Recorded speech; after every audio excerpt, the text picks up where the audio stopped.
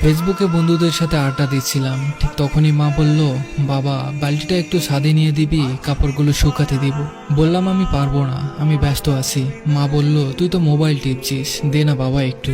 রেগে গিয়ে বললাম, যাও তো, নিজের কাজ নিজেই করো, একটু দেখলেই এটা ওটা কাজের কথা বলা শুধু। আম্মুকে ঝাড়িয়ে দিয়ে এসে রুমের দরজা আটকে শুয়ে ফেসবুকিং করতে লাগলাম। দরজা খোলা রাখলে যখন তখন এসে আবার কাজের কথা বলবে। সন্ধ্যায় ছাদে বসে বসে চারপাশটা একটু নজর বুলিয়ে নিচ্ছি। হঠাৎই মোবাইলটা বেজে উঠলো। রিসিভ করতেই আম্মু বলল, কই আছিস বাবা? বললাম, আমি তো বলেই আসলাম আমি ছাদে যাচ্ছি, এরপরেও বাসায় থেকে কেন ফোন দিতে হবে? মা বলল, বাসায় একা একা ভালো লাগছে না, আয় না একটু বাসায়। বিরক্ত হয়ে বললাম, ধুর, কোথাও গিয়েও একটু শান্তি নেই। যাচ্ছি, তবে কোনো কাজের কথা বলা যাবে না। মুচকি একটা হেসে দিয়ে বলল, আচ্ছা আয়। বাসায় আসলাম। আম্মু রান্নাঘরে রান্না করছে আর আমি ড্রয়িং রুমে বসে টিভি দেখছি। একটু পরেই আবার আম্মু রান্নাঘর থেকে আমার কাছে আসলো আর বলল, বাবা রান্নাঘরের ট্যাপে পানি আসছে না, একটু পানি এনে দিবি ওই ট্যাপ থেকে। রেগে গিয়ে বললাম, আমি আগেই বলেছি আমায় কোনো কাজের কথা বলা যাবে না, এগুলো রান্না বান্না করা মেয়েদের কাজ, আমি ওসব করতে পারবো না। তুমি যাও তো, আমায় কার্টুন দেখতে দাও। বারবার মুখ করে আম্মু চলে গেল। প্রায় 20 মিনিট চলে গেল। টিভির সাউন্ড একটু বেশি দেওয়া ছিল। হঠাৎই নজর পড়লো ট্যাবের কাছে। বালতিটা পড়ে আছে, চিপচিপে পানিও দেখা যাচ্ছে। এক বালতি পানি নিয়ে আসতে পুরো রুম পানি দিয়ে ভিজিয়ে দিচ্ছ। কথাগুলো বলছে আর রান্নাঘরের দিকে এগিয়ে যাচ্ছি, কিন্তু রান্নাঘরে উকি দিয়ে দেখলাম কেউ নেই। আম্মু আম্মু বলে ডাকলাম, কিন্তু কোথাও কোনো সারা শব্দ নেই। বাইরে ট্যাবের কাছে গেলাম।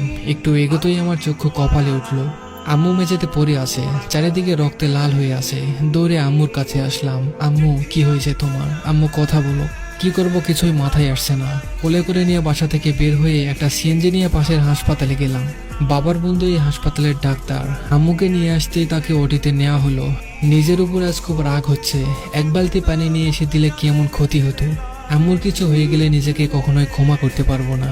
একটু পরেই একজন নার্স এসে একটা কাগজ ধরিয়ে দিয়ে বলল, এগুলো নিয়ে আসুন তাড়াতাড়ি। আমি দৌড়ে ডিসপেন্সারিতে গিয়ে ওষুধগুলো নিয়ে আসলাম। আমি এসে দেখি ওবায়দুল আঙ্কেল ওটির বাইরে দাঁড়িয়ে আছেন।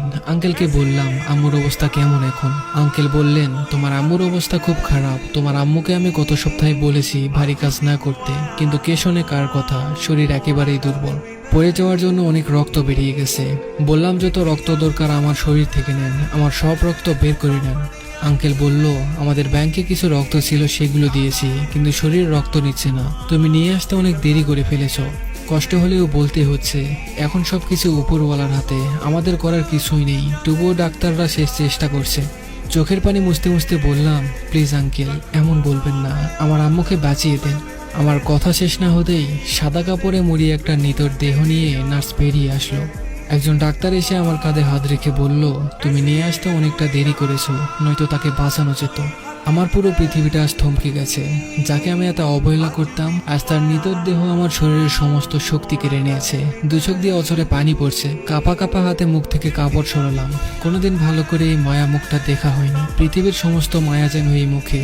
আম্মু, এই আম্মু, দেখো না, আমি আজ কোথাও যাচ্ছি না, তোমার কাছে বসে আছি। চলো গল্প করি। কি হলো, গল্প করবে না? আমি আজ তোমার সব গল্প শুনবো। কোথায় কি করেছো, কোন দিন তুমি স্কুলে স্যারের বকা শুনেছো, সব শুনবো। বলো আম্মু, প্লিজ বলো। আমি তোমার সব কাজ করে দেবো আম্মু। একবার কথা বলো আম্মু। তুমি ছাড়া আমায় বাবা বলে কে ডাকবে বলো? আম্মু, এই আম্মু, তুমি না আমার মেয়ে?